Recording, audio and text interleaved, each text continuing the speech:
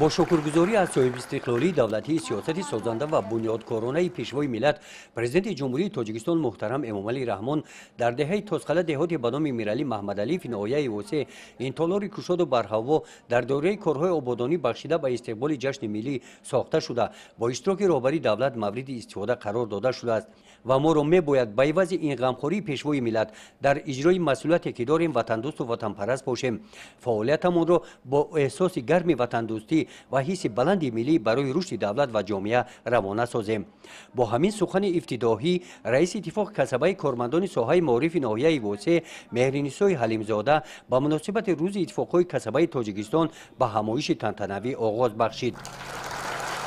در این چهاربینی رئیس تشکیلات اتفاق کسبه ولایت، رهبران تشکیلات‌های ابتدایی اتفاق کسبه ساحه معارف ناحیه، غالبان دور ولایتی آزمون‌های فروغ صبح دانایی کتاب است، علم فروغ معرفت تاجیکان آینه تاریخ ملت اشتراک نمودند. در معروضه‌های رئیس اتفاق کسبه ساحه معارف ناحیه وسه و رهبران تشکیلات‌های اتفاق کسبه ولایت ختلان عاید فعالیت 9 ماهه اتفاق کسبه جنبش گردیده قید کرده شد که روز اتفاق‌های کسبه تاجیکستان طبق قانون جمهوری تاجیکستان درباره روزهای عید 24 اکتبر قید کرده می‌شود. روز اتفاق کسبه در سرتاسر مملکت تجلیل می‌گردد که این از دستگیری و توجه پیشوای ملت محترم امامعلی رحمان نسبت به کارمندان ساحه و اعضای اتفاق کسبه درک می‌دهند.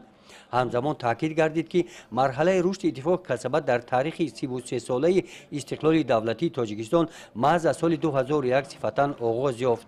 به صفت شریک با اعتماد اجتماعی حکومت در اساس کنستیتوسیا، کدکس مهنت، قانون جمهوری تاجیکستان درباره اتفاقهای کسبه و دیگر سندهای معیاری حقوقی فعالیتش را پرثمر نمود.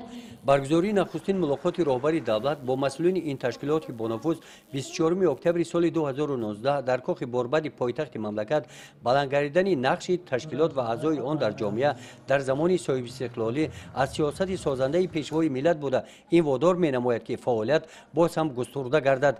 امروز فدراسیون اتفاقهای کسبه با صفت شریک با اعتماد مملکت برآمد می‌نمایند. در جریان چهاربینی تنتنوی از نام اتفاق کسبه ساحه معارف ولایت ختلان و اتفاق کسبه ساحه معارف ناحیه وسه و بهترین رئیسان تشکیلات‌های ابتدایی اتفاق کسبه ساحه معارف سابق داران و آموزگارانی که شاگردانشان غالبان آزمون‌های سطحی جمهوری گشتند با نشان فخری و تحفه‌های مالی سرفراز گردانیده شدند.